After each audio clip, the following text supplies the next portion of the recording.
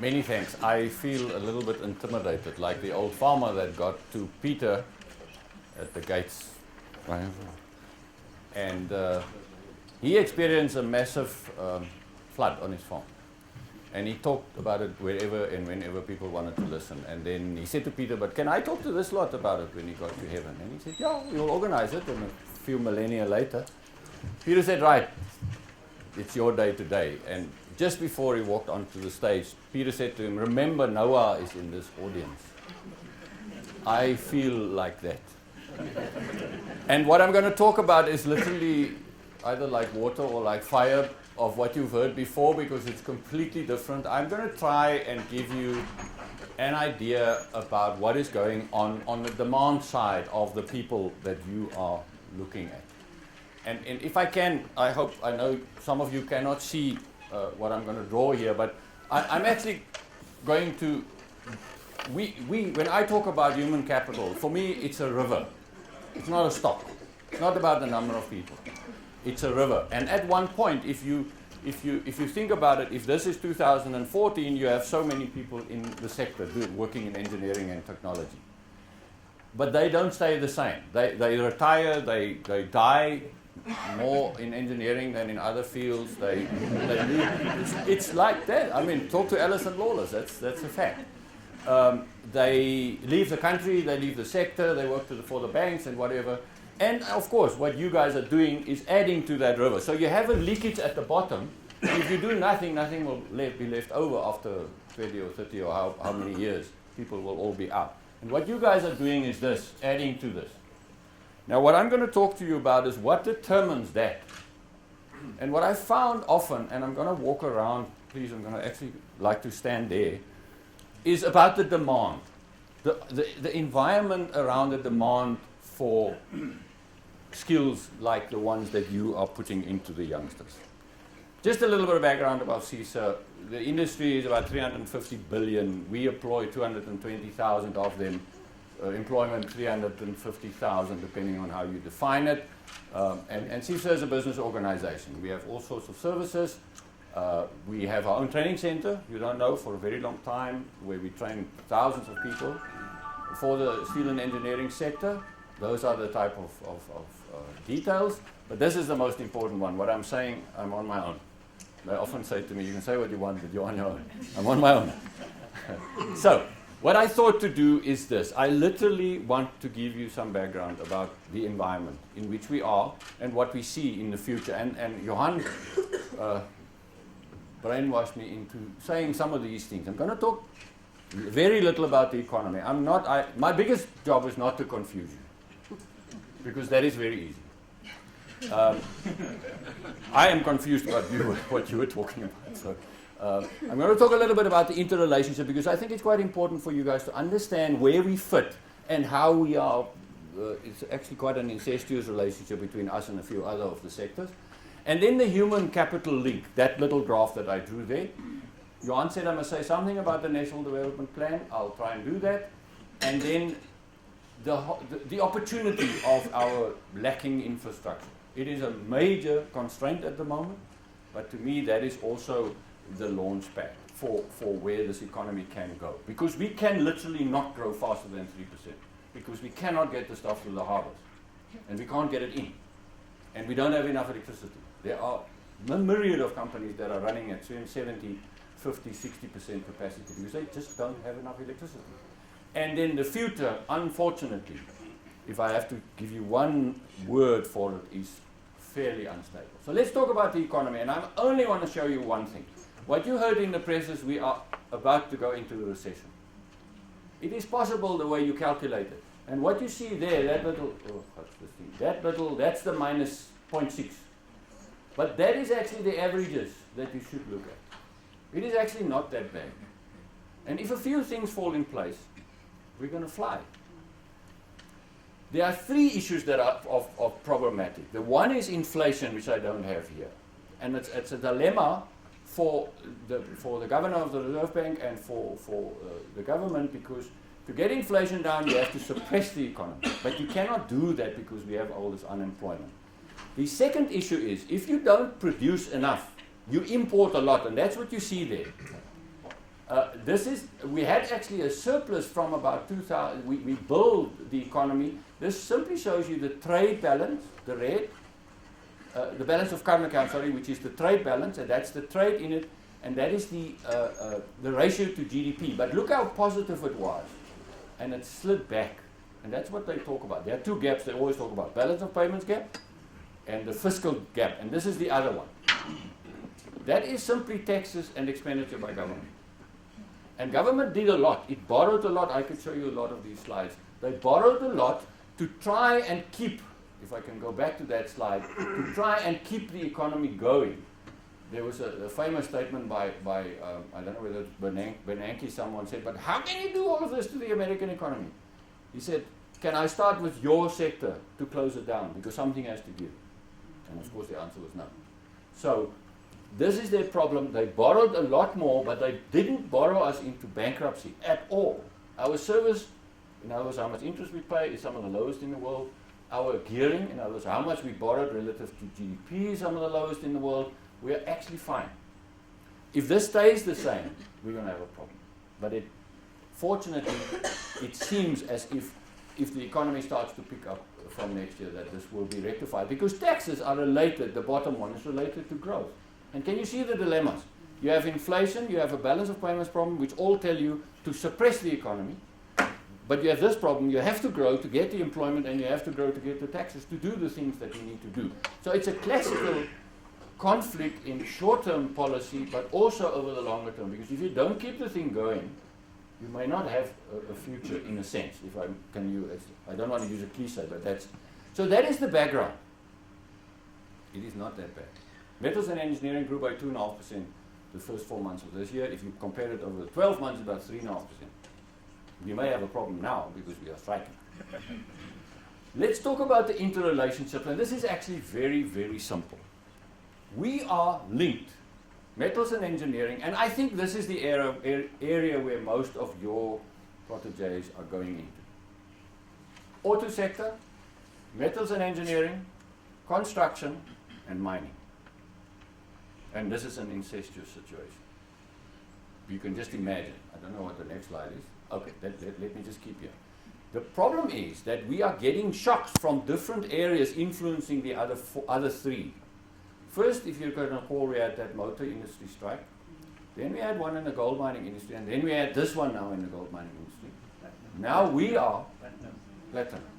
Now we are probably going into a strike. We're not that pessimistic, but we're going into a strike. But can you imagine? We provide to all the others, and they demand from us. And it's a combination. I'll show you later how important it is as a share of the total economy. But look how the blue is simply mining and metals and engineering, and these is just production plotted on each other. Look how close it is.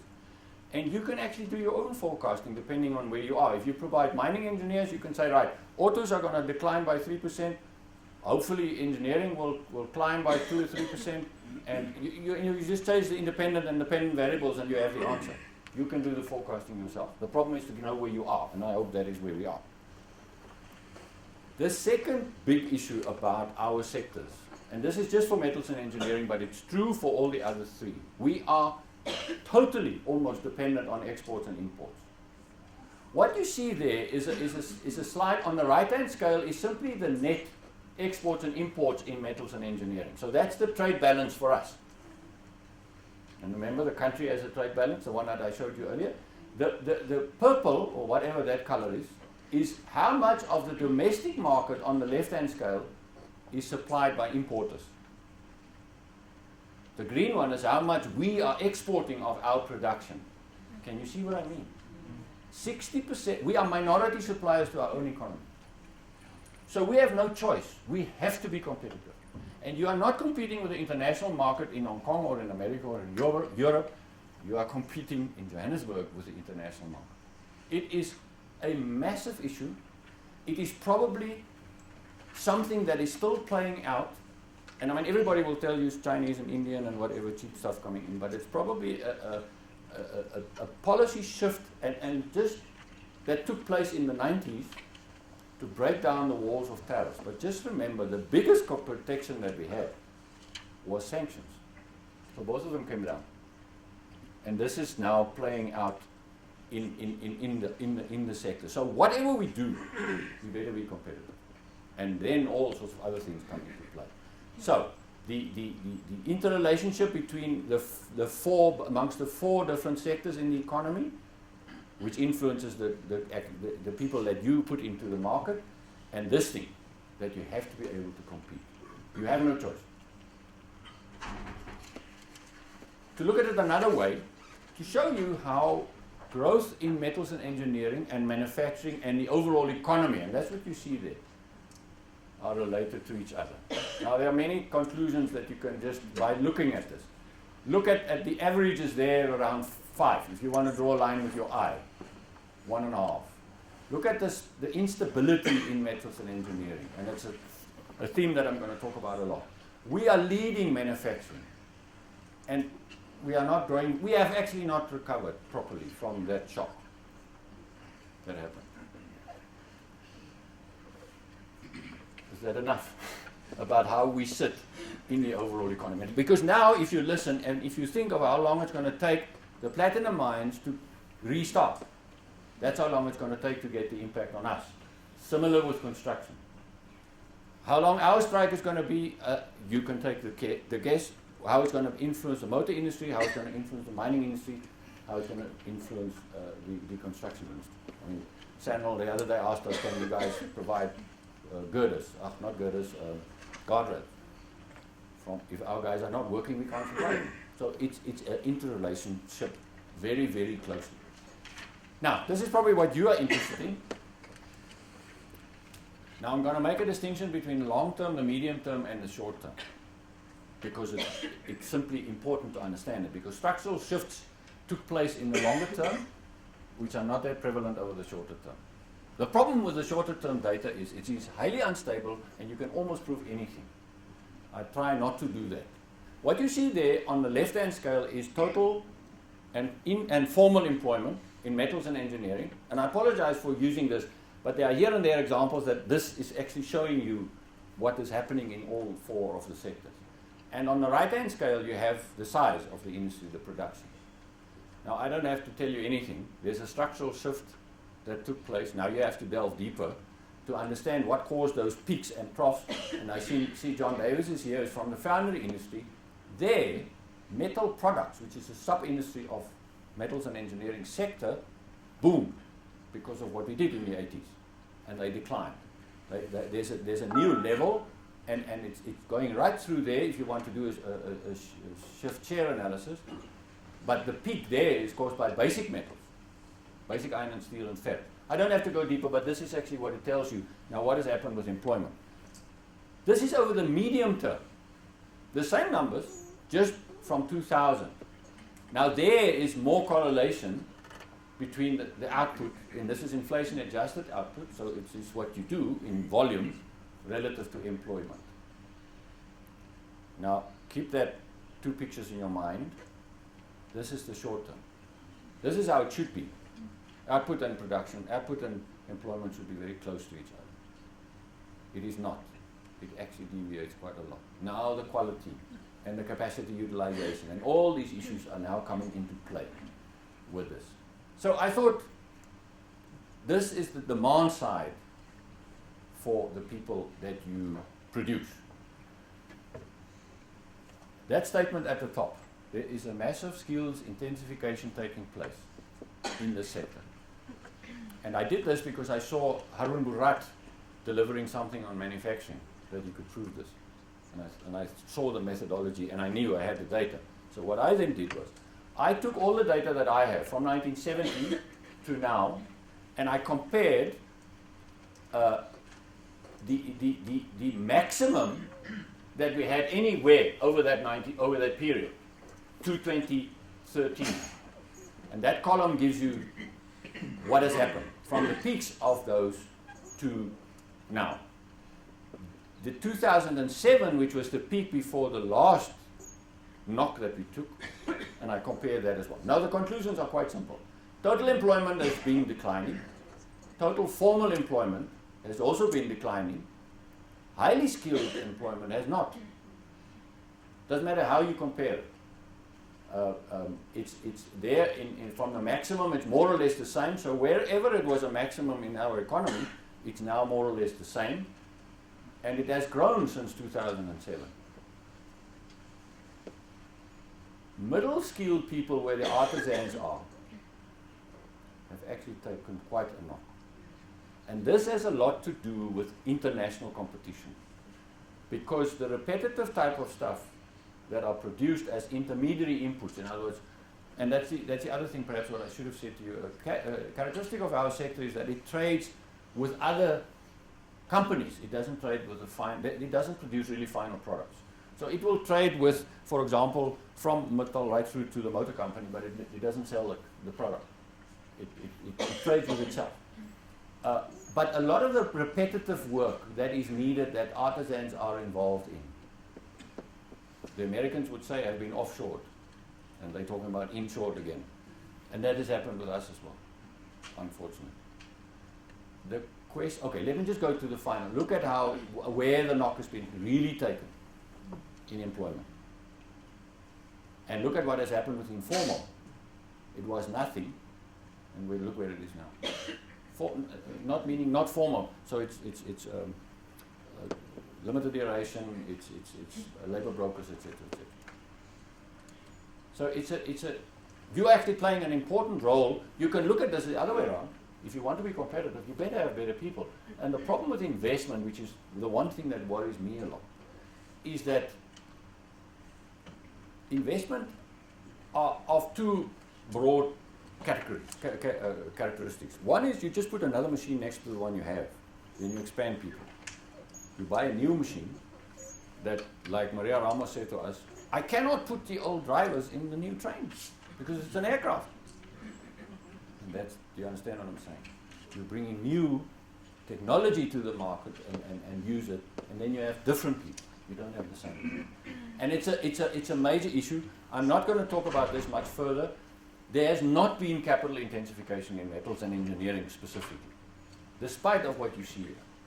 And I have the data I can show you. Capital output ratios, capital labor ratios, all show that there has not been. You cannot say that the sector became more capital intensive, mainly because we haven't been investing.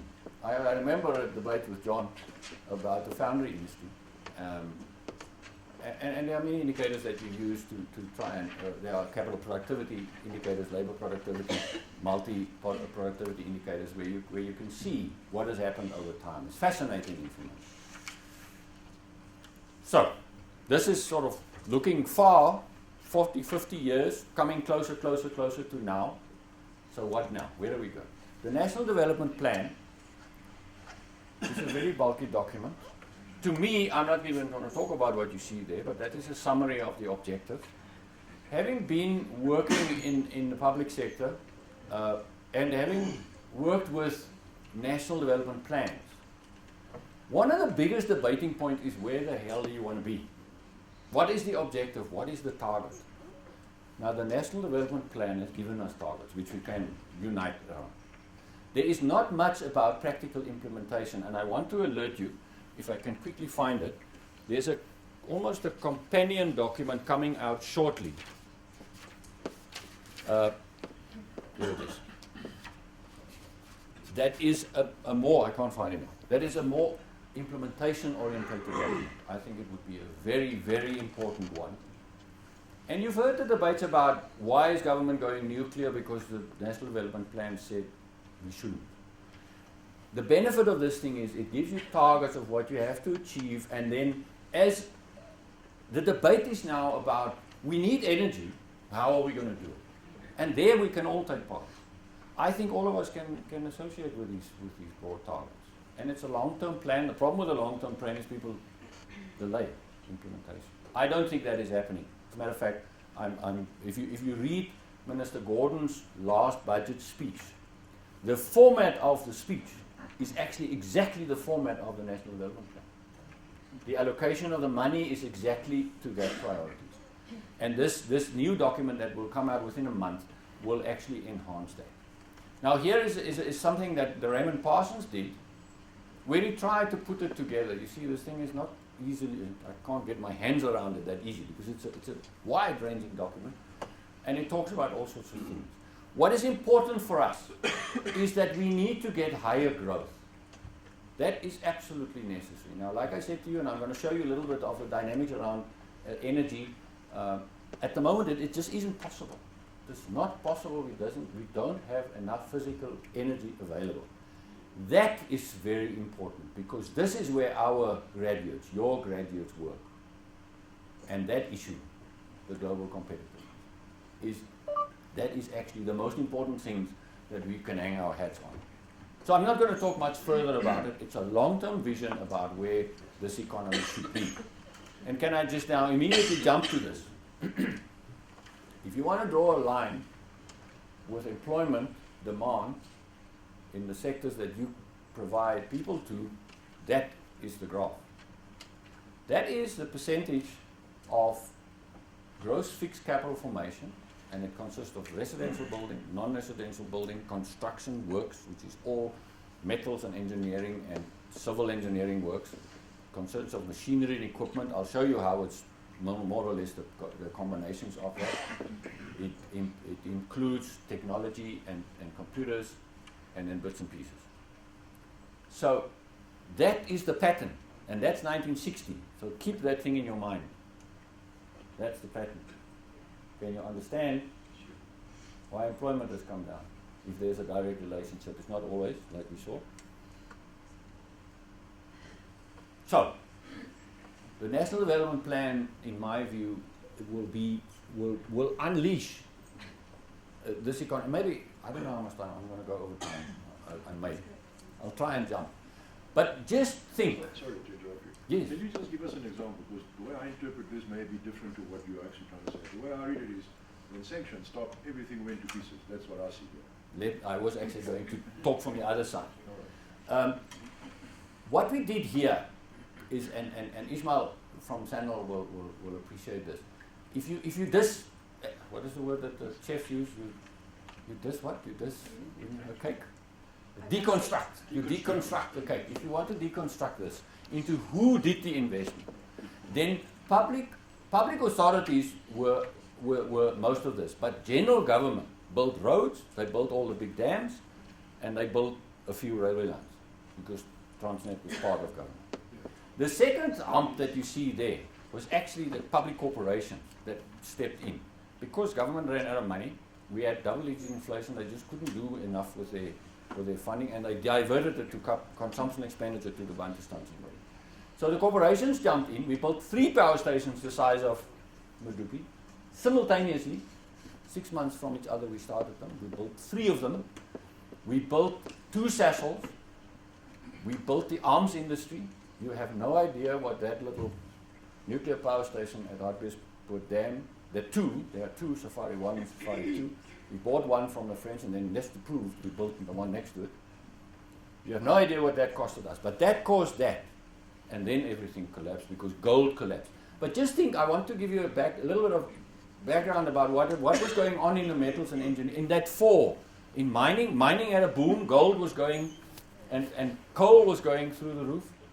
Remember, gold was $800 in 1982. We had this massive military engineering complex that developed, and we had this massive energy complex that developed. So underneath this, there was a massive base of the 4 sectors that we were talking about. And then it fell apart. Mainly because gold declined dramatically. Sanctions got tighter. That was 85, the Groot Crocodile in Durban saying, told the world to go to hell, and the world said, fine, go. And the screws on government finances got tighter and tighter and tighter, and eventually investment got completely distorted. This was very capital intensive investment. That, by the way, was Mosgas, mainly. And then this is the euphoria before the elections and shortly afterwards. And then we had another little shock from international, and then we started growing in 2000. Mainly because government finances got fixed. We sorted out the debt problem. The old government was spending it like it was going out of fashion. And we sorted that out, and the economy, interest rates came down because there was more money available. We got a new banker. We had a banker again. We didn't have a banker from 85. international money flowed in, etc. So to just give you an idea, that there's a mountain of structural issues in the economy underneath that first peak that was not there now. And that is one of the biggest problems, because we now need to spike the supply of the youngsters that we have. Okay, I will answer more if you want, but let's just go through. This is, I said to you, energy, transport, those are the physical infrastructure. And I couldn't help when you were talking about the soft skills and the engineering and the technology. It's amazing how much of the constraints are actually the hard skills and the infrastructure. You talk about the Americans, you talk about the Europeans, you talk about Africa, it's the hard stuff, unfortunately. And this is the people, you do it differently, I think, simple economist. You do it differently and you give the package, a different package to the person that must actually give us the solutions, but a lot is the same stuff. And this is, I'm using electricity here as an example, but you can use transport. Our roads are getting better, but it's also the same sort of pattern. The railways are the same thing. We're probably not going to build a number of airports for the time being, because we have enough. We're definitely not going to build stadiums. But you see, this is how practical this is. Now what you see there is simply the capacity, what I call the capital stock, but it's the capacity of electricity generation relative to the size of the economy. Do you understand why we had blackouts? I told you we built the last big power stations there. That was the last time we actually added capacity. And in the meantime, we mothballed some of them, etc., etc., etc. And we didn't expand. There was no growth. On the right hand, you have decade averages of economic growth, which is an indicator of the demand for electricity. Now, it made completely sense that you didn't invest because there was no demand. And that's the irony with Eskom. I always say, my heart bleeds for the guys, because when they went into that contract with Billiton, nobody wanted to buy electricity. They had 40% overcapacity. 40%. It was like steel at one stage. You couldn't sell it to anybody. Now you can't buy it because the price is too high. It's exactly the same thing. They could not sell the electricity. And then they mothballed some of the power stations, and then the economy, very surprisingly to many people, look at that growth rate. For a decade, we grew faster than 3.5% average. A decade. Unheard of. Look there. That was the good old days. Unheard of. And now we're in a pickle. The economy needs this expansion, and we can't do it fast enough because we have not maintained the human capacities. But you understand the point. Transnet has the same problem. The Central and the provinces have the same problem. The same structure of the problem. And you can plot, there's very good work done on the different types of infrastructure that we have and how the capacities have shifted relative to the economy and the demand. Now let me go, and now the National Development Plan and the Presidential Infrastructure Coordinating Commission, or whatever it's called, there's an infrastructure bill now. These big numbers that I talked about, and this is really now this is not CISA, this is my calculations. What I did, the previous year, not this budget, in the previous budget review, there was a table that set out the 3.3 or 5 or whatever trillion it was over time. That says this is in concept, this is in pre-feasibility, this is in design, etc., etc., etc., etc. What I did is, I understand a little bit about how those spending patterns happen, because we did a lot of work, for example, with SAML. So we know more or less how long it takes and how you spread it over time, because the numbers that are mentioned are stock numbers. So it's a total spending over the next 10 or whatever years that are 3.5 trillion. It's not how it's going to flow over time. And that was the objective, to get to that flow. So I deconstructed the components into the how long it will take, and I took a lag of a year between all of those stages, and then I added it up again, and then I get this pattern. Now underneath that is another 100 billion at least of other projects. And what you should not be too depressed about is every time you do this is, although it tries to capture the flow, it is still a snapshot. So if you do it now, I've done this last year, if you do it now, you will get another skew to the right, but it will peak there and do that, and there and do that. And what you actually need is this pattern of the peaks. That'll tell you what happens. But this is closer to the flow of demand for capital investment, for imports, for the people that you guys are training, than the big trillions that I talked about. Unfortunately. I hope I didn't burst your bubble. The future. What is it? The future ain't what it used to be, that I know. That's an old saying in economics. Instability is the word. You will see it in all these graphs, and the problem is the direction of the world economy and the direction that our economy is going to take. And the problem with instability and uncertainty is, like a big economist, one of the biggest guys in history, said, at a certain level of uncertainty, human nature is such that it stands back and waits. And that is actually the psychological problem. What you see here is the confidence stuff. We always look at confidence indicators because it's always a lead. People don't suck it from their thumb. They actually look at their order books and they talk to the clients and they know. It's like rain on your car's window. If the rain is coming and you drive faster, the rain comes faster. They know that. They know the speed they're driving at. And the result of that is these type of confidence indicators. These two, the current business conditions and expected business conditions, is for manufacturing, coming from the Bureau for Economic Research. It's a long time series. They've proven to be very good indicators of where it's going.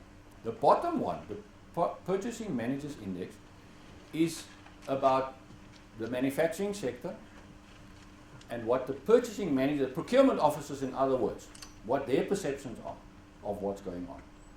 And they're showing you the same thing. They are unstable. Look at the levels again. It changed. Look at the instability. I'm certain if you analyze the deviations there, you will get, I haven't done it yet, thinking about it. But look at the confusion actually. That red one is expected business conditions. This is current business conditions. And that is the PMI. Now where the hell is it going? In the 80s, late 80s, when you spoke to contractors, and the early 90s, if you spoke to one, they would say the sky is not the limit. If you talk to the next one, my floor has just fallen out. And that's what you see. Now this has a lot of implications. Now if you look at production in metals and engineering, unfortunately, I try to get as close to metals and engineering all the time. That is what you see. Now there is the knock that we took. That's an index of production. Now, was inflation taken out? That's the big shock that we had. Look at that number, 130 index. What is that average? 100? 110? So we're still 20% below the peak. And the peak wasn't that high.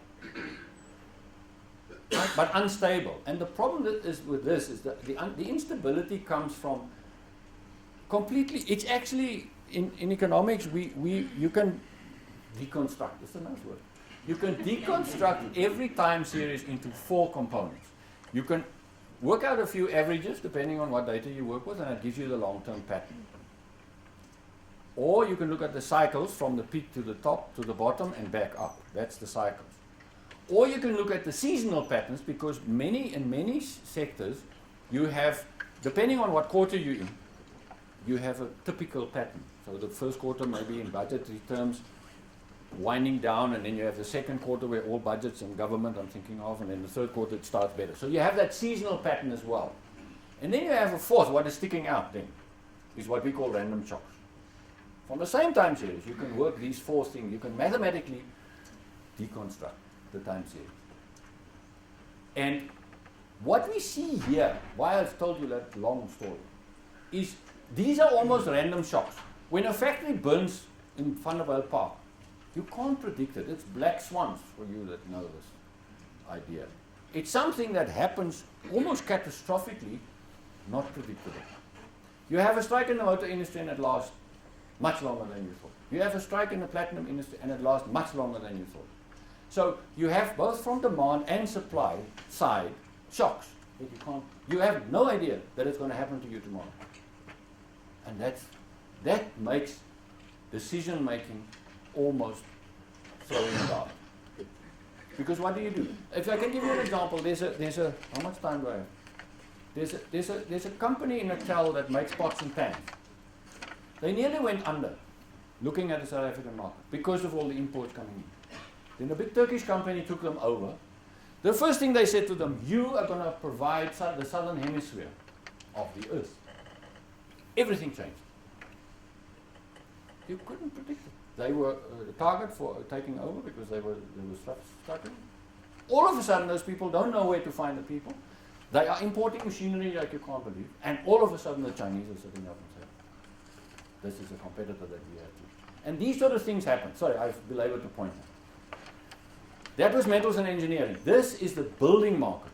Now, that black, this is from a friend of mine, medium-term forecasting associate, Dr. Jan Snyman.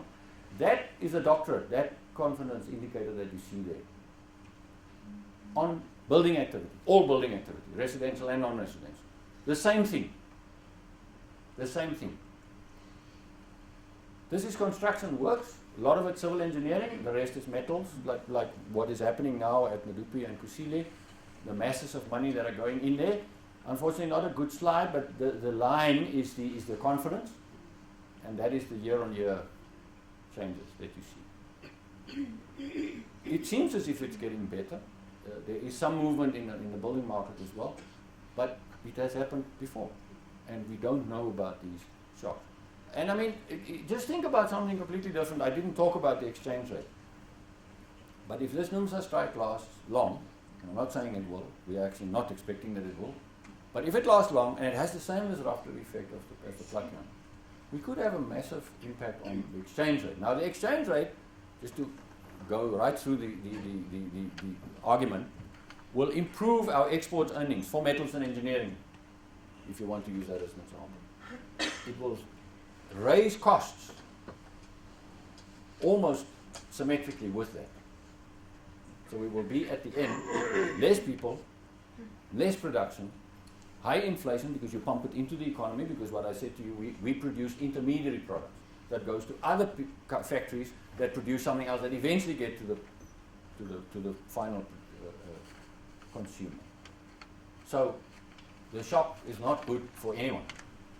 And there are people that say, and I've been lambasted by guys from econometrics, because there are people that are saying we must chase this exchange rate to the bottom. And like Azar Zamin said, it's like striking against the oil price increase. You can't do anything about it. I've heard the governor saying to someone that had this argument, let me give you the facts. We have about $60 billion of reserves. The trade in our rand is $15 billion a month. How long is it going to last? That's the problem. We are a small cork in a very rough sea. I told you when I showed you that blue pattern, the investment, this is how it's broken down. There's construction works, in other words, the civil engineering and the power stations. This is machinery and equipment. That is non-residential, that is residential, transport equipment. Now, I don't know where your proteges go, but I would imagine that it would have some correlation with what you see there. Where are we going? This is, again, for construction. Now, look at the growth rates. There's north, residential at the bottom, non-residential, and construction works. Now, think about that little one that I showed you about the projects. This is the others, machinery equipment, computers and related, and transport equipment, of course, is the motor industry. This, just because the international market is so important, I thought of showing you this. This is the World Bank, Reserve Bank, their forecast. And I'm showing you this because the world is average not that good, but look at Sub-Saharan Africa and Nigeria and emerging markets, which is what we are really exposed to. Some sub-industries of ours export 60% of what they export to Africa. So that has changed as well, completely. Good. What are we saying? We're saying that the human capital that you put into the economy are crucial, and they have to look different. The package has to look different. I always talk about a box of tools. Sometimes there has to be a red cross on that box. Sometimes I have a little bit of, I can't even depict mine. If you're an artisan, it's another box. Some people just take sandwiches. But you understand what I'm saying. The box of tools must be sound. Where they use it is then not that important. To me, this jealousy about different theologians wanting only them to say anything about religion, that's the wrong. There's a huge relationship between mining. I hope the papers will make more sense to you. Mining, metals and engineering, auto industry, and construction. There I talked about the link, the National Development Plan. Please take part in the debate, because the plan says we want to be there. How are we going to get there? That's actually what the debate should be about. I told you about this infrastructure thing, and I want to stress that it is a huge opportunity, and I want to maybe finish with that, apart from the instability. Can you imagine we have enough electricity? Can you imagine we can get the stuff to the harbors quick enough at half the cost that we do it now? Our harbors are, in some instances, 300 to 400% more expensive than other comparative harbors for the same product. Can you imagine that we can actually trade with Africa because we can get through the routes and through Bait Beach and whatever? And I hope Ismail is not going to hit me. But that is actually how I think we should feel about it. And that is where you should think. And I want to come back to that little picture. You are part of this river. Add to it, please. Thank you. I'll start just a little bit about myself. As you might tell from my funny accent, I'm not originally from around here. I'm American. I was raised mostly in Texas. Fortunately, left that part of the accent behind. And I've been in South Africa now about 5 years, all in Johannesburg, mostly working at UJ, and have found it a fascinating and interesting and wonderful experience. My background is electrical engineering with a heavy emphasis on control systems. I sort of walk around life looking at feedback loops in the traffic patterns and things. And what else is relevant? Until last year, I was the head of department here at UJ of the Electrical Engineering Science Department, which offers the 4-year degrees. And since last year, I'm now working within the faculty office looking at engineering education as a research area and working on the curriculum development, the practical implementations of engineering education stuff. And I'm also a board member of SASE, which I think lends me a little bit of credibility. So I'm going to be a little bit brief, just so we can make up a bit of time. And I'm going to go through, actually, let me first skip ahead to the part. I was thinking that I was following an economist. I should have something slightly economy related, but now I feel like, what did you say, Noah is in the room. But Prof. Sinha mentioned the scarce skills list, but he only showed part of it. So I just wanted to show you, this is the whole thing, all 100 items. And you can see those first 3 are engineers, and there's some more engineering, and there's another one, and there's another, and there's some more, and there's a lot. It's more than a quarter of the list. I lost count. So, like I said, in my amateurish version of the economic situation, there's definitely a need for engineers. At the same time, and this is another slight reproduction of one of Prof. Sinha's plots, but from a different data source, so it might not match exactly. These are the South African graduates produced by South African institutions in the last 12 years, up to 2012. So on Prof. Sinha's plot, it looked very small, the graduates, but it was actually growing substantially. Look at the number of the scale, up to 12,000 on that scale. This is the number of engineering students over that same time period. So there are a lot more in the system than there are graduating as well, which was the point that Prof. Sinha was making. So what I take from this, though, is that industry desperately needs engineers. remember all of those arrows. I assume that's, you're interested in engineering graduates, otherwise you wouldn't have bothered coming here. University is desperately producing engineers. And please forgive me, when I say engineers, I'm referring to technicians, technologists, the engineering field. So, like I said, an amateurish interpretation is that there's possibly a mismatch, that we're in fact not doing as good a job as we should be producing the engineers that are needed. So, what I'd like to do is a bit of a mental break, because we've been sitting and listening quite a lot, and I'm perfectly happy with that. What are the things to you that make desirable engineering graduates? And I want you to think not in terms of EXA outcomes at the moment, but when you sit in a job interview with a new graduate, what's the thing that you say, this girl, she's the one? To give you an example of what I'm after, though don't take this as a good example, for many years, JCPenney in the States, department store chain, part of their executive hiring program involved looking to see whether you salted your food before you started eating it. Because I said if you put salt on it before you've even tasted it, you're jumping to conclusions and things. And this was one of their guidelines for interviews. So I'd like you to take exactly 1 minute, meet the person next to you if you haven't yet, and share an idea of what it is in an interview that you say, this is the candidate for me.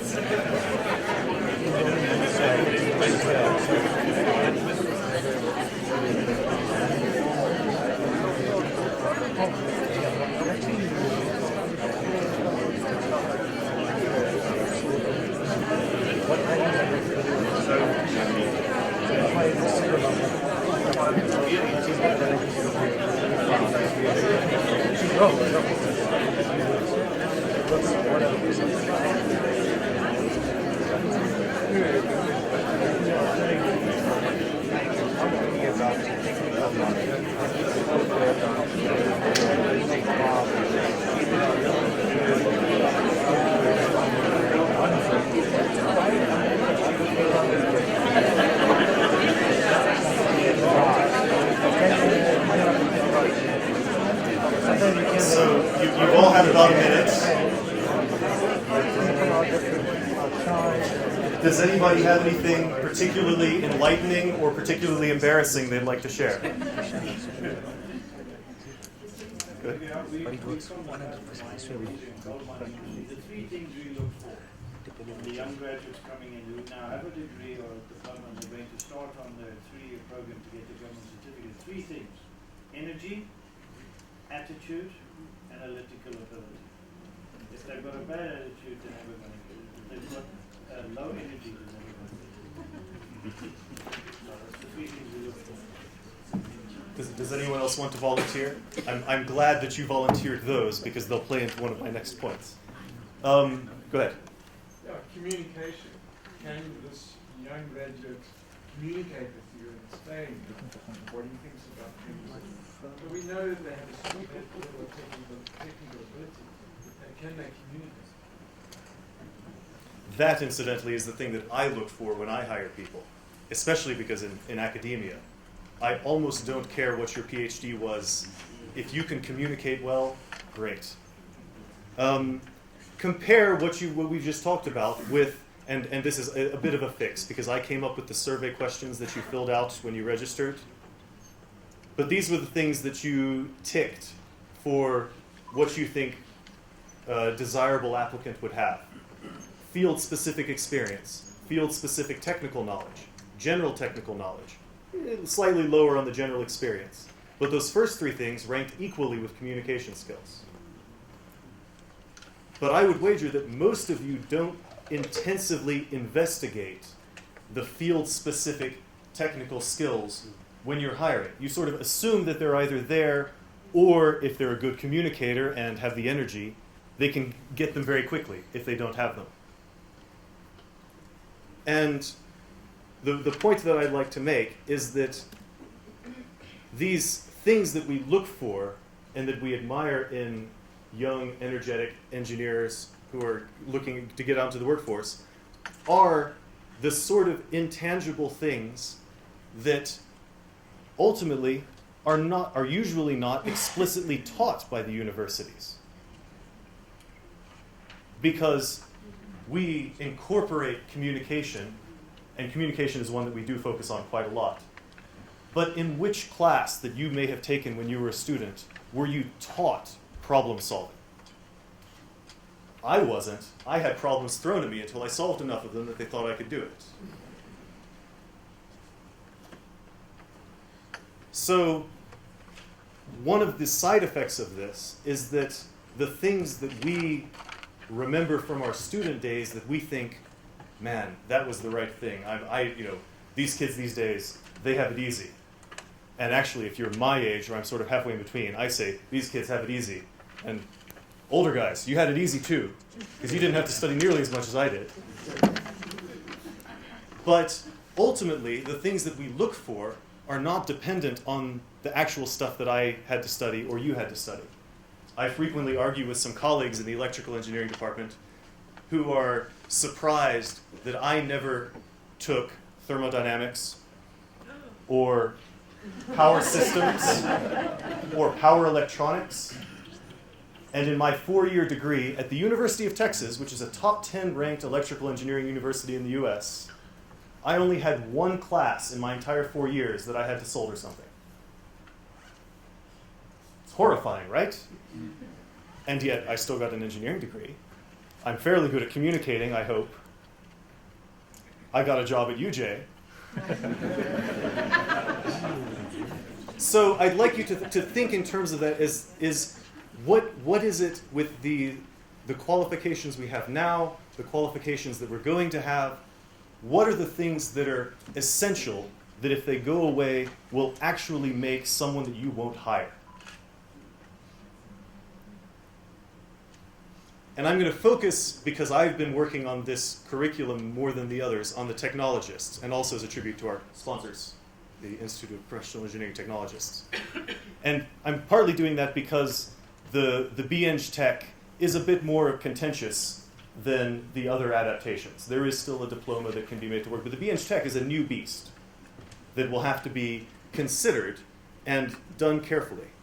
So thinking of the things that I've listed here, these are exactly the sorts of things that come up in the EXA outcomes. So here's a few snippets from the EXA standard about technologists. Broadly defined engineering technology problems, design systems, components, and processes, apply knowledge, et cetera, et cetera. And actually, I'm looking to see if anyone has raised an eyebrow. These are not the EXA standards. These are the ABET, which is the American Engineering Association who does accreditation, and the HKIE, which is the Hong Kong Engineering Association, standards for a technologist. And interestingly, the ABET technologist degree is a 4-year degree with exactly the same number of credits as the BEng. The Hong Kong technologist degree is a 2-year qualification with no will whatsoever.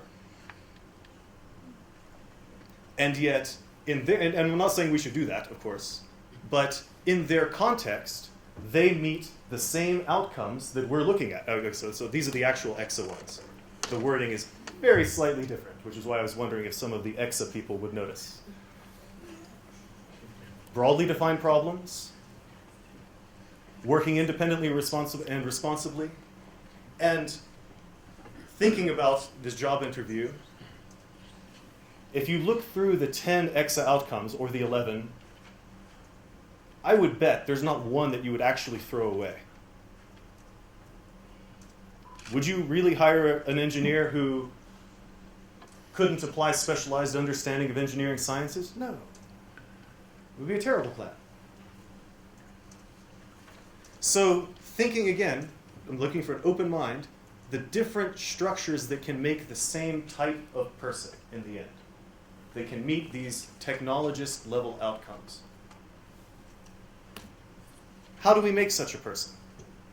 At UJ, we have a slight luxury, but also a slight curse, of being able to compare directly with other qualifications that we also offer.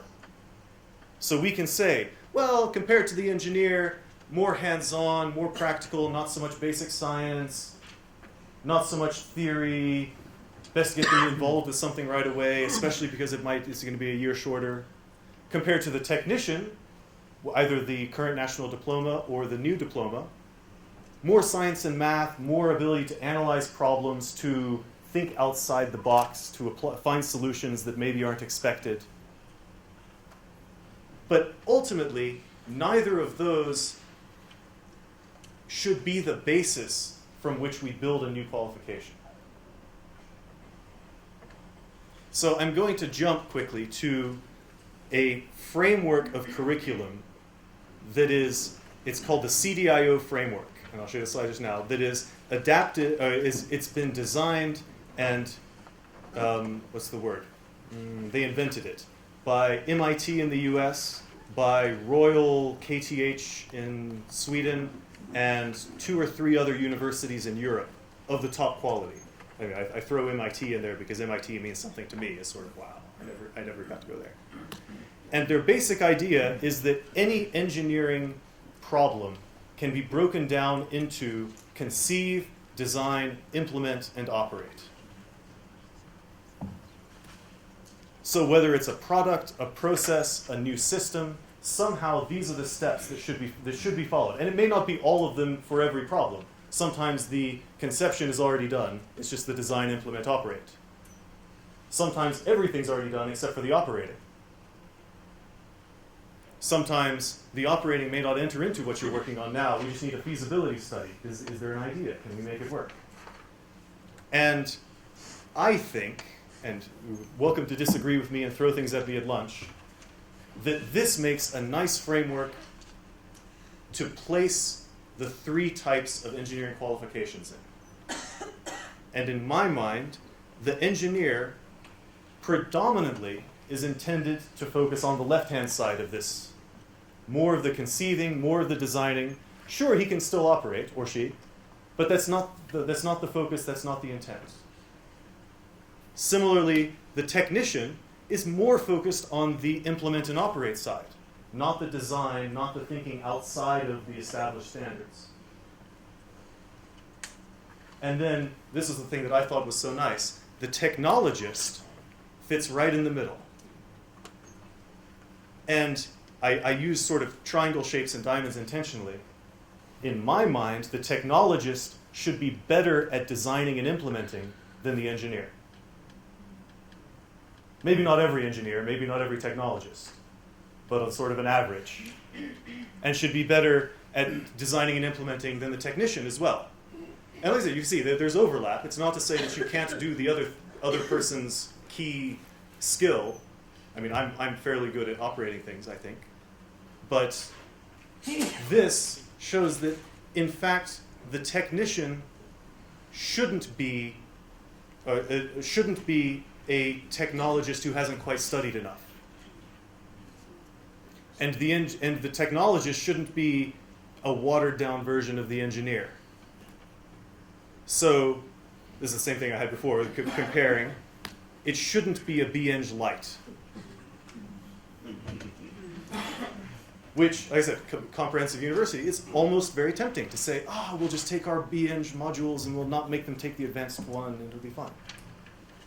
Nor should it be a diploma plus. It should be a different sort of beast. Someone who is better at things than either of the other 2 categories. And importantly, is in absolutely no way inferior to the other categories. Because it's very tempting to sort of, hierarchical things to say, well, level 8, top, level 7, level 6. But that, in a way, comes back down to how much time did you spend in school and what was your focus? I mean, I think probably everyone in this room knows a technician who knows more than they do, whatever you studied. Even if you're a technician, there's probably another technician who knows more than you do. So, I'm going to conclude just now a little bit early to get us back on track.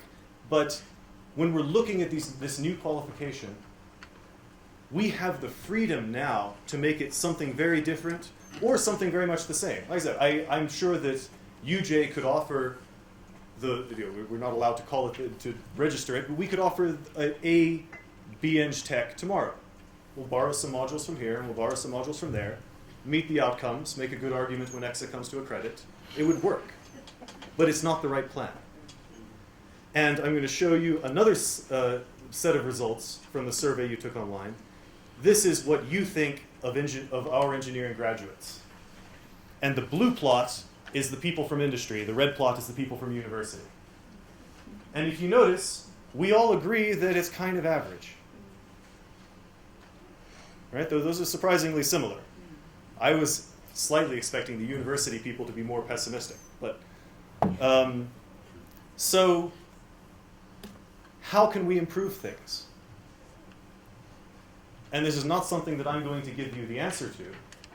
This is something I want you to think about, because we are at a very unique place that we have a new qualification. So whatever it is that you've been thinking in the back of your head, man, I really wish that they would do more about something. It can happen now that it probably couldn't have happened 3 years ago. Even if it's something completely off-the-wall radical. I had someone from Sassel once propose to me that there should be I'm going to get it wrong, a control process safety qualification, specifically that, a 3 or 4 year engineering degree. And I don't think that any provider is going to offer something that specialized. He clearly wants Sassel employees. But it's possible. And if there's enough motivation, it can happen. So this is a plot of the new qualification suite, truncated. I left off the certificates because there was too much room, not enough room. Broken down by knowledge area. So at the bottom is design and synthesis. The colors are a bit odd from my angle. Maybe I've left one off. But that blue chunk at the top of every one is credits that can be reallocated to anything you want. It has to be sort of, you can't say, let's all go study art history for a year.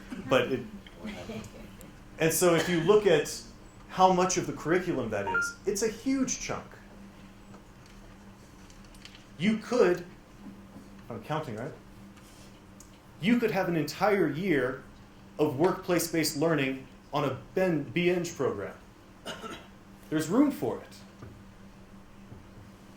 And in the B-Eng Tech, no one has thought down to the details of how specifically all of these things are going to be allocated. We're working on it now. Some of us are further along than others. But there's capacity, there's room, there's flexibility. Just to show, if I throw up the credit allocation from the current NDIP, you can all do almost the same thing with the diploma in engineering, which is kind of the point.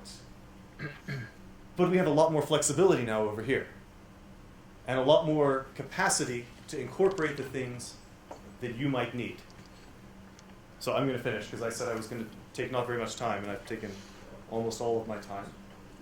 But I'd like you to please think about what it is that would make graduates better, and talk to your favorite institution about how they can incorporate that. And if you remember what we did right at the beginning, it's not going to be, man, I really wish that you guys would use the Siemens whatever controller. It's going to be something about what's going to make a better graduate that you will want to keep for 3 or 5 years. And especially given Hank's talk about instability, the graduate that you're going to be able to and want to keep for that time period when the stuff, the PLC controller he was using is now obsolete and no one's even doing that and they had to close that plant. So, as I'm trying to put the opposite side on it. This is an opportunity. Change is always difficult, but grab this opportunity because it doesn't come up often. Good afternoon, ladies and gentlemen. I'm glad to see that all the previous speakers provided the underpinning for my little talk, which is not very scientific. I was asked by Johan to rattle some cages today. And I'm going to rattle some cages, Mr. Dean, so I hope you will pardon me. I'm going to talk about ownership in engineering education, more than careers at this time, but bear with me, please. because this thing cannot just get to work. I'm being really happy. Emily? Okay, also. Right, when we look at that little slide, when we have ownership in an economy like we have today, ideally should culminate in partnership. And partnership relies very, very heavily on status and on trust. And when we look at the players in engineering education, what do we have here? We want students to be involved as an owner, we want the university to be involved as an owner, and we want industry to be involved as an owner. So those three owners, if I can categorize them like that, have certain abilities, or they are supposed to develop certain abilities. They're supposed to have certain responsibilities, and then of course what goes with it is accountability. Now when you look at those gears, when I'm not a mechanical engineer, you can see that those gears will not turn. Because they are not oiled by finances. They will not turn. But if they don't turn, we have a problem. So it's very important, colleagues, that when we develop our students, that we empower them with ability. We empower them with responsibility and also with accountability. But the same is applicable to the university, and now I'm going to start rattling the cages. And the same is applicable to industry. Let us see if the system now works. Right, some thoughts about ownership, which I got when I was surfing the net down in PE on the beach. Any task you do will have your fingerprints on it, so you better do it well. Okay? Now this presentation that I do have my fingerprints on it, and I must apologize to you already. It has too much information in it, so please bear with me. But I wanted to rattle the cages, and that's why all the information is there. Another comment about ownership is the following. You have to make a difference.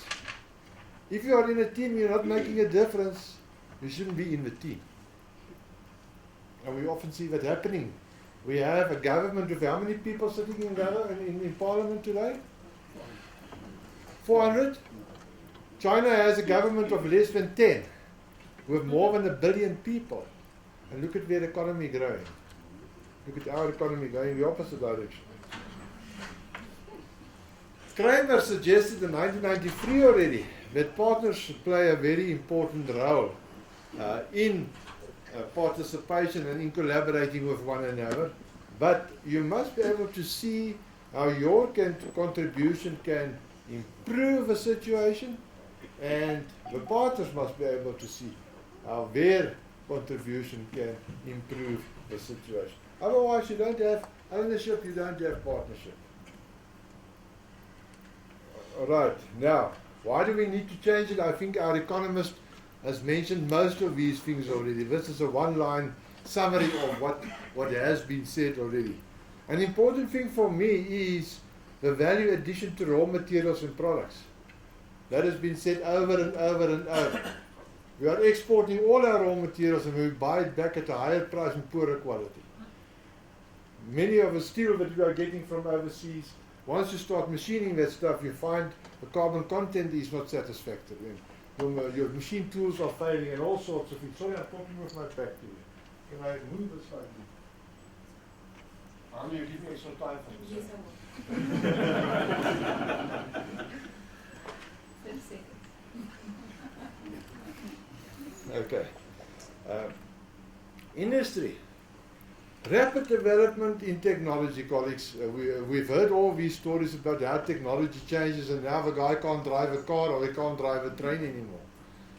We can no longer train people who are not adaptable, who doesn't have a conceptual understanding to adapt.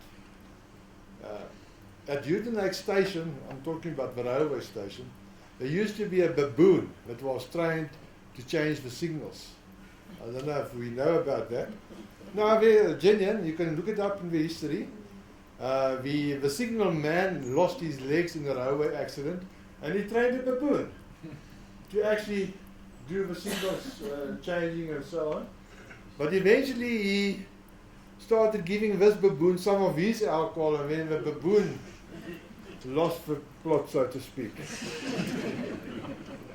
Okay, so colleagues, in terms of going forward, in terms of this new bench tech that we are talking about, and in terms of what Johnson has also said, the new bench tech is a new, I can't call him an animal, but he's a new wonderful creation. Yes, amen. Which will have more conceptual understanding of what it's all about, but without losing all some of his other stuff. Okay, I put the BNC. Just maybe just for the short term, the BNC Tech colleagues is not the same as a 3-year diploma. The BNC Tech is a different qualification for a different situation. It's a different horse for a different course. The conceptual, contextual ratios of a BNC Tech and the 3-year diploma is not the same. They are destined for different types of work, for different types of application. You read the HEQSF, the manual, it will come out very clearly to you. These two qualifications are not the same. They will not even have the same admission standards. So you dare not put them in the same class. Right, we've said that before. Okay, I can move on. The next one is about the workplace learning, and Professor Ben has alluded a lot to the workplace learning. I just want to put a few pitfalls on the screen here. Maybe our industry friends can bear with me. Placement must be guaranteed in the new dispensation for workplace learning. Remember, I'm not talking work-integrated learning, I'm talking workplace learning. Placement must be guaranteed if you have it in your curriculum. Secondly, as was said by Ben as well, there must be an agreement with industry that they will take those students, even the bad ones. The ones with a knitting pattern academic record, knit one, skip one, you've got to take those guys. No, I'm not making jokes now. If you want those students, you'll have to take those guys. Thirdly, and this is very important, this is my one that I really get sort of passionate about, and that was one of the failures of our experiential learning as we knew it. The students never had equitable learning opportunities. I went to industry once and I visited, I can't say the industry name now, there were 2 students placed in that industry. And the line manager said to me, "Meneer, I've got a problem." I said, "What's your problem?" He says, "I've got 2 learners, I've got 1 bucky. When I go to the site, I can only take 1 learner with me. The other learner has to stay at, in the office, and he reads for Playboy. When I come back the next day, I take another learner." There's no equitable learning opportunities in the current world system. And whether you like it or not, that is a reality. It is not equitable. Not all students get the same experience. So how can you evaluate the same? I don't know. If you put workplace learning in, it cannot be an elective. All students must do it. So you can't only put the good guys into Siemens or Eskom or wherever, and the bad guys say, "Sorry, I'll give you something in the workshop to do." It must be the same. Okay, and then of course, in our new dispensation, we work with exit level outcomes. Those have to be properly mentored, properly assessed by people who have a qualification which is higher than the qualification for which the student is learning. So if a student is doing an NQF level 6 qualification like a diploma, that person in industry that monitors him will have to have either NQF level 7, BTEC or a BN, or higher, or he must be professionally registered with a diploma. Very few industry mentors actually have those qualifications. Sorry for rattling the cages, I'm continuing. Okay, any of these issues will compromise your accreditation in the new dispensation. Because accreditation is outcomes based. And if you haven't got proper evidence to prove that each individual student's portfolio is acceptable accreditation, where's my dear friend, he will say that it is true, not so. Thank you. Right, what we can do, like Ben also alluded to, and I will not spend too much time on that, you can cover some of that work, although it is not the same. You can cover some of that work, some of that experience, or the learning experience by problem-based learning and project-based learning. And that is where we will see that most of the BNch texts that we are curriculating will have project-based learning built into the curriculum. Right, some assumptions about the owners. I'm going to go through them very quickly. The students are adequately prepared. They have made the correct career choice. They have good communication skills. They have good learning skills. They are committed to hard work. The universities, us, are adequately resourced and equipped. Mr. Dean. They have suitably qualified staff. Again, Mr. Dean. We know what pressures we have nowadays to find staff. And they have a supportive and conducive learning and living environment. The living environment is becoming a much bigger problem nowadays because we find that a lot of students are not coming from close vicinity. They have to live in hostels, and accommodation is a problem. Then, of course, the industry, our colleagues here, who is in industry? Just put up your hands. Don't be shy. Wonderful. Industry is economically strong and developing. See so. Have modern infrastructure. And they consider human resources as a valuable capital resource. Okay. Students take responsibility for own learning. Wonderful. As well as the candidacy phase. They are engaged in community of learning practice in the discipline. That means that they are involved with other stuff like the South African Institute of Electrical Engineers or the Mechanical Engineers. They work together with other people and so on. They make effective use of the resources. And I'm not going to detail the resources, you can read about it. And they access the study materials. Many times when you do accreditation, the students don't even know where the library is. Many students, I would say 80% of the students today don't even have textbooks. That's a reality. Many students, although they have learning guides, do not use them because they don't go to the effort of printing them, or it's too much work to carry them to the university. The bottom line is they are not focusing their studies according to what the learning guide tells them to focus their studies. So that is a huge problem for our students.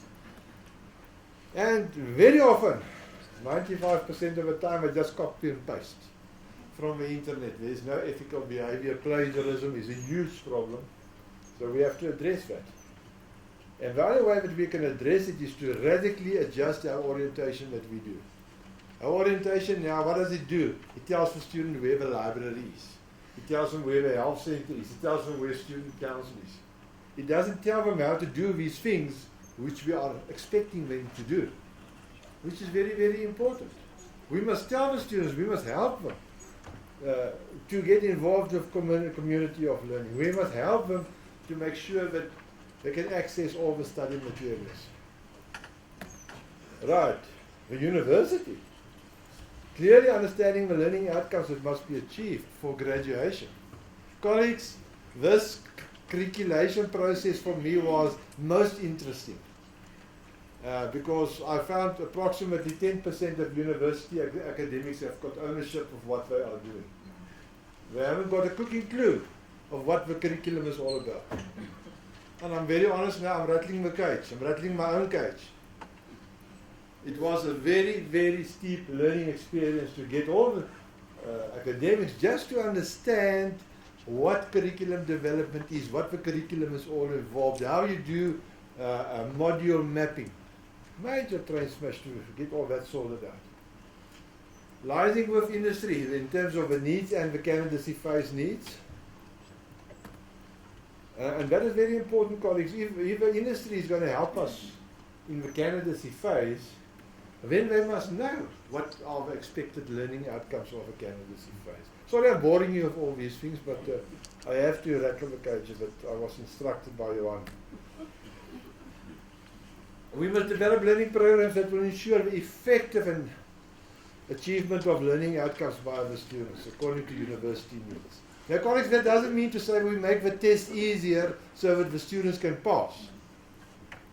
Any university will have a ballpark figure, a 70% or a 60 or 80% pass rate. And then At our university where I used to work, it was 60%. Below 60%, you had to write comments as to why your students didn't get 60%. Now what the one guy wrote is, I have to write the story because the guy below passed all the students. Colleagues, these are realities. These are realities. Ensuring that serviceable infrastructure is there, student support systems, motivation, admitting students which are adequately qualified and prepared, valuing students as future contributors to wealth. And what we are saying here is that the university must take a holistic approach on this whole issue. Now, industry, I'm going to go very fast with industry, otherwise I will be shot before I go home. They must be aware of these outcomes, critically aware of these outcomes, because the student's going to spend 3 years or 4 years with them. It is very critical that they are fully aware of those outcomes. They must be aware of their own needs. And as was mentioned, those needs come and go in a cyclical way sometimes. Sometimes the cycle is not predictable. But they've got to live with it and they've got to predict for it. They've got to have a long-term view of education and training. What we find that the industry comes to the university and say, listen, I want 5 female heavy current students. I say, okay, where's the tree where they grow on?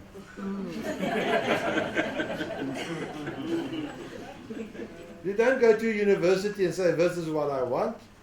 You are a partner with a university, so that you can work with this all the time. The universities can't pick these guys off, unfortunately. And when the industry is supposed to, especially the manufacturing industry, company A develops a student, company B poaches him. And that is how the whole thing this happens. And then, of course, we have to develop a program to mentor these students in the candidacy phase. I will not dwell on that because Annie is chasing me. She's forgotten the 30 seconds that she owes me. Colleagues, this new candidacy phase that the industry is going to do for us, those 4 years that that Ben has alluded to, and the outcomes-based education is a completely new paradigm for industry. And industry and universities really have to work together to make sure that we don't miss the boat here. And EXA, of course, also has a role to play. And the so-called vocational institutes or the voluntary institutes. Then, that is what we did at our university to establish what the needs are, basically the same as what Ben has done. We didn't ask them questions, but we got them in and we filled in as many jobs per industry that we can fill in. And we got the tasks and the activities and the knowledge and the skills and all those things. And we aggregated it because obviously there are certain industries that want one person who is a wave technologist. And that's nothing to do with sound waves, it's got to do with stamping of metal. And then we combined that with ELOs, and then we got to what we refer to as a student which is oven ready. And I will explain that to you now. Those of you that can cook, look at this. We start with specific ingredients for our bread or whatever. Those are the admitted students, the preparedness of the students, the academic standards, the demographic stuff. Then we prepare the students, teaching and learning processes, knowledge, skills and attributes. And then our students are only oven ready.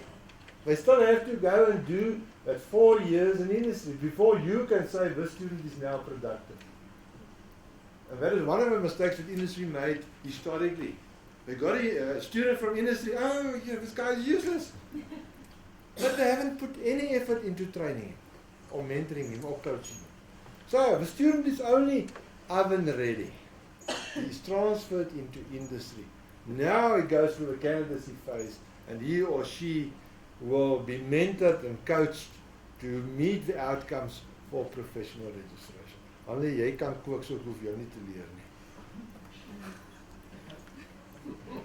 We use a slightly different thing as to what our previous speaker used. We refer to as Deming's PDCA, a cycle: plan, do, check, and adjust.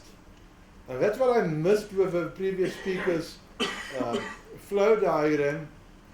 the adjusting or the feedback loop is extremely important, because the qualification that we are putting on the table now for approval is the first iteration. Once we start teaching it and once we start assessing it, it will have to be adjusted. The same with the relationship that you have with industry, how you interact with industry. That is a continuous feedback loop of adjustment, finding oneself and helping others out. Okay, I'm going a little bit fast now if I can. Assumption about the owners. We made those assumptions, not so. But, that's what I want to say. None of those assumptions are true. And you can go to your industry, you can go to your university, none of those assumptions are true. The students are not adequately prepared. They have not made the career choice. They come here, first choice electrical engineering, second choice art. No, I'm talking about reality now. This is not a joke. They don't have learning skills. The only skill that they have is to find old exam papers and study old exam papers. That's the only skill that they've got. Etc., etc., etc. So, those assumptions, colleagues, unfortunately are not true. Then, now, wonderful, huh? Clean slate. Clean slate. Accept and develop. Ownership, students, university and industry. Partnership, university and industry. Ability for all. And when I talk about the university, it's an ability to have effective teaching and learning. For the student to learn, the abilities to learn effectively. For industry, the ability to mentor effectively. So, in terms of ability, there's a lot of development that must go in there. And then responsibility for all, accountability for all, and then I would say the time to act is now. Thank you, ladies and gentlemen, and others.